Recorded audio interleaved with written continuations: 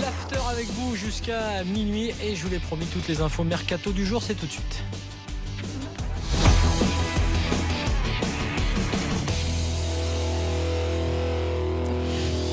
Accord, je vous l'ai dit, entre Lyon et Chelsea pour Bertrand Traoré. C'est un accord définitif, peut-être pour un contrat de 5 ans. Il a 21 ans, Bertrand Traoré. C'est pas officiel encore, mais on se rapproche en tout cas pour. C'est quoi le prix ? 30 000. Combien ? Je peux dire, il n'y a pas de prix officiel, mais on parle de 19 millions d'euros. Waouh. Pour un joueur qui brille, à chaque fois qu'un joueur brille contre Lyon, c'est 19 000. C'est un peu bizarre quand même. Ouais, c'est vrai que c'est.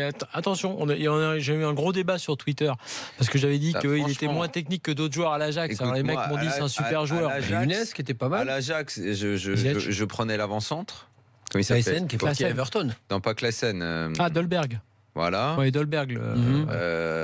Tu prenais Ziyech et tu prenais Younes. Je prenais Ziyech. Younes, j'ai adoré, mais j'avais un petit doute sur sa capacité à courir. Et Traoré, t'es pas sûr. Traoré. Il y a un débat, quoi. C'est un bon joueur, mais effectivement, on a un doute sur. Le truc, c'est que je trouve qu'il joue trop arrêté.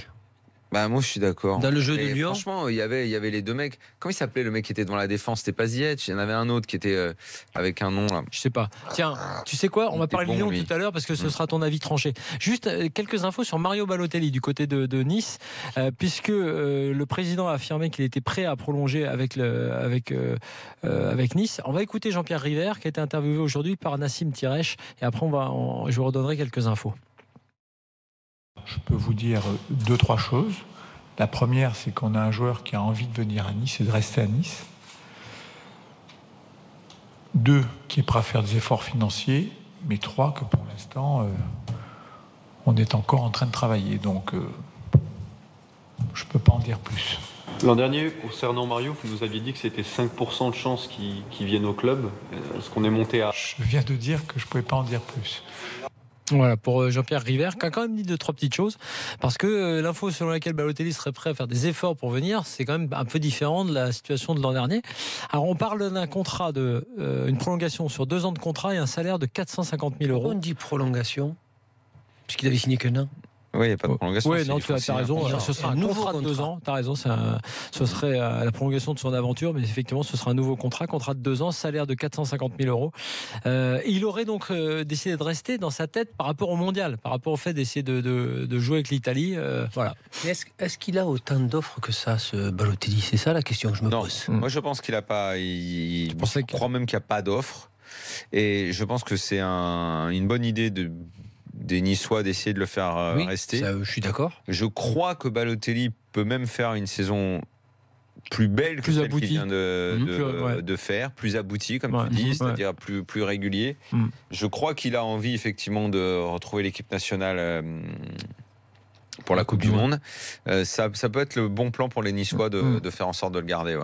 Oui, surtout et je pense qu'il va rester. Je pense qu'il va rester. Un Pléa qui va revenir sûrement à 100%. Cyprien qui va revenir aussi à force. Et puis offensivement, tu vois. Ils ont quelques recrues. Ils vont être pas mal. Ils vont être pas mal puisqu'il y a Les Smelou, on sait, Makengo. Bon, après, c'est des plus jeunes. Oui, mais c'est en mode de ceux qu'on connaissait pas l'an dernier, comme Cyprien. Et puis qu'après, on en reparle au bout de 2 mois en disant bah tiens, c'est marrant, il n'est pas mauvais. Il en manque quand même un joueur d'expérience à côté parce qu'ils ont perdu Belanda. Et on va surtout attendre série. Ben Arfa, et on va attendre le dossier série aussi. Je pense. Alors moi, à écouter Favre. Alors si t'as Balotelli et Ben Arfa dans le vestiaire, t'as Pléa qui a quand même fait une bonne saison avant de se blesser. Tu vas leur mettre Ben Arfa et tout. Je suis pas sûr. Entre les lignes, quand j'écoute Favre lors de sa première conf, il en veut pas. Il a dit une phrase du style est-ce que vraiment dans l'équilibre de l'équipe, machin truc. J'ai senti que bon, je pense pas. Après le mec qui va un peu faire le jeu et tout ça, ils l'ont peut-être pas quoi. J'avais entendu bout de bouse un moment. Exact. Un peu en mode Belanda, ouais, c'est vrai. Tiens, dans les recrues, dans les autres infos transferts du jour, Baptiste Guillaume, qui est la première recrue d'Angers, à l'attaquant belge de Lille, qui avait été prêté à Strasbourg. Pour ceux qui suivent la Ligue 2, il a fait une bonne saison. Il un peu Lille quand même. Ouais, et il est quitte, mais bon, c'est pas une mauvaise recrue, même si on avait entendu parler de Crivelli pour Angers aussi. Je sais pas où ça en est. Ouais. Mathieu Bonnemer, tout proche d'Amiens. Il sera peut-être avec le promu en Ligue 1, ancien joueur de Lyon du PSG. Les restaurateurs amiénois, un nouveau client.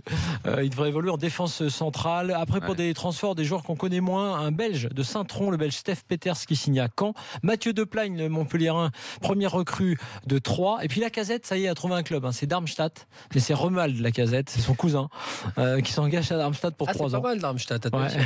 C'est pas mal parce qu'il jouait en D3 allemande à Munich, enfin un club de Munich. Et 1860 ouais, exactement.